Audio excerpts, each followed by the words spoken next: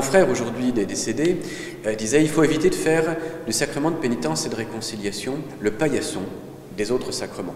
Je pense que chacun aura compris, c'est-à-dire qu'il ne faut pas dévaloriser ce sacrement de pénitence et de réconciliation en faisant un passage obligatoire qui du coup serait parfois mal vécu en disant bon, allons-y parce qu'il le faut pour vivre l'autre sacrement pour lequel on se prépare et qui sera à un moment de joie, alors que du coup le sacrement de pénitence pourrait être marqué par un aspect un peu négatif. Il faut être attentif à garder pour chaque sacrement sa propre réalité et à ce que le sacrement de pénitence et de réconciliation et les autres, mariage, confirmation, Eucharistie, sacrement des malades, puissent être vécus véritablement les uns et les autres pour ce qu'ils sont.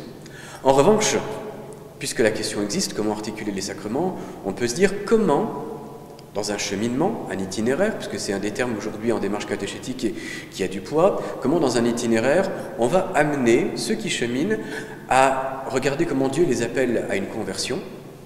Ceux qui cheminent vers la confirmation entendent cet appel de Dieu à vivre de l'Esprit Saint et du coup à avoir une vie plus conforme à l'Évangile. Ceux qui cheminent vers le mariage entendent que Dieu les appelle à un amour réciproque et qui a besoin de convertir ce qui est peut-être encore dans une dimension égoïste, par exemple de l'amour dans leur propre vie. Et cet appel à la conversion peut être une occasion de proposer pour lui-même, mais dans un chemin, le sacrement de pénitence et de réconciliation. Donc voilà, il faut garder cet équilibre. Les sacrements valent chacun pour eux. En revanche, dans un itinéraire, on peut proposer que le sacrement de pénitence et de réconciliation prenne place dans un chemin vers un autre sacrement.